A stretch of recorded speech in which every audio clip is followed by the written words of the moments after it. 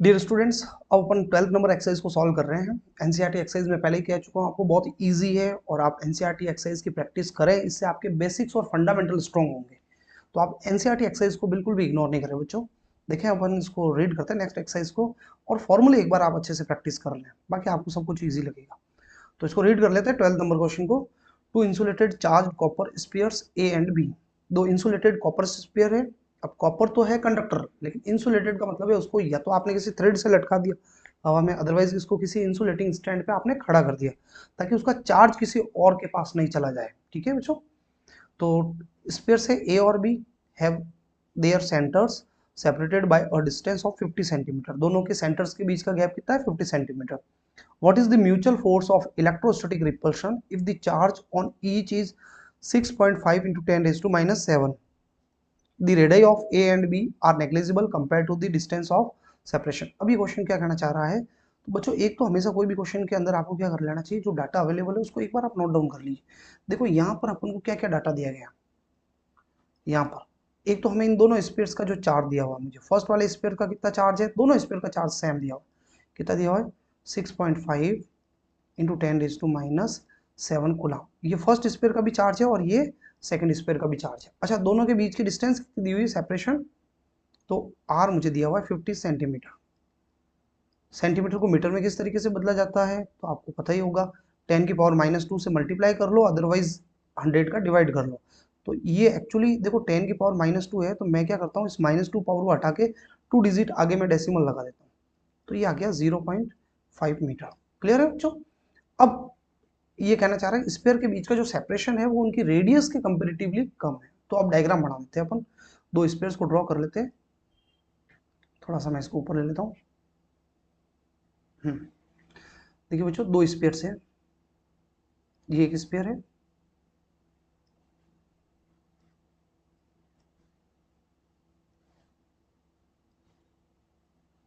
एक और स्पेयर बना देते हैं।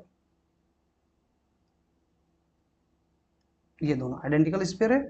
अब ये जो फर्स्ट स्पेयर जो है इसका नाम ए है, और दूसरे स्पेयर का क्या नाम है? बी। इनके बीच की जो डिस्टेंस है आर, वो हमें दी हुई है 50 सेंटीमीटर। ठीक है, जो मैंने ऊपर लिख लिया था वैसे 50 सेंटीमीटर। और इन दोनों स्पेयर्स का जो है हमें चार्ज अवेलेबल है। इसके चार्ज को मैं अभी Q1 नाम दे देता हूँ, इसके चार्ज को क्या नाम देता है? Q2। ठीक है बच्चों, इन दोनों कॉपर के जो स्पेयर्स है इन दोनों के बीच में फोर्स कितना होगा? तो कूलम्ब फोर्स का फॉर्मूला हमें पता ही, फोर्स ऑफ रिपल्शन।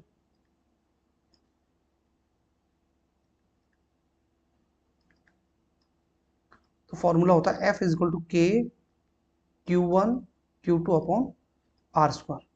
अब बच्चों यहाँ पर अपन इन सब की वैल्यूज रख लेते हैं। K की वैल्यू आप सबको पता है 9 इंटू 10⁻⁹।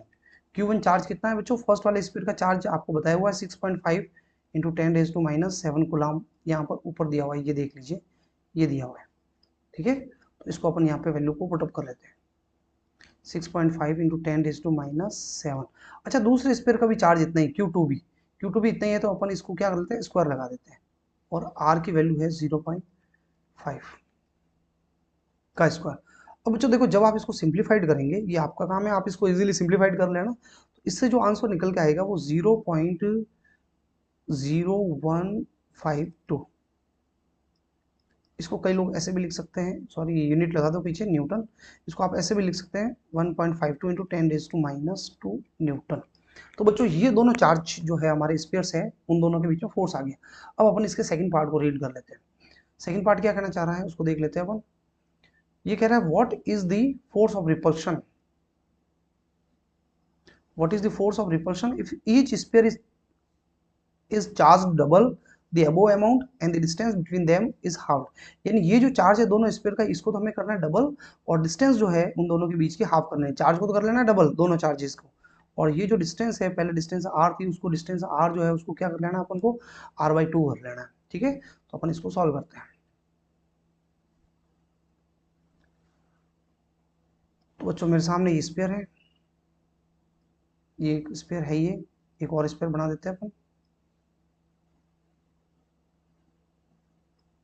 ठीक है, और ये जो दोनों स्पेयर्स हैं, इन दोनों के बीच का जो सेपरेशन है, पहले आर था, अब कितना हो गया? आर डैश, जो नया सेपरेशन है वो हाफ हो गया।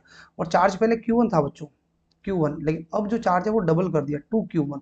इसको मैं नाम देता हूँ Q1 डैश, और दूसरे स्पेयर पे जो चार्ज है उसको अपन क्या लिख लेते हैं 2Q2, Q2 डैश। क्लियर।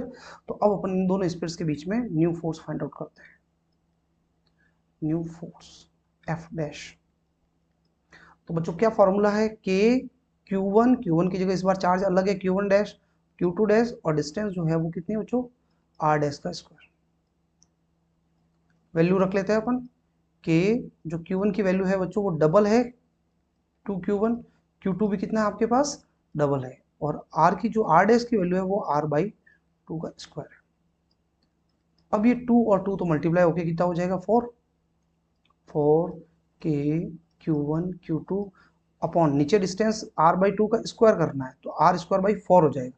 अब ये 4 ऊपर चला जाएगा, एक 4 तो ये है ही और एक 4 ये और ऊपर जा रहा है, तो फिर क्या हो जाएगा 4 और 4 मल्टीप्लाई होके क्या होगा बच्चों, बहुत सिंपल सी बात है 16 हो जाएगा।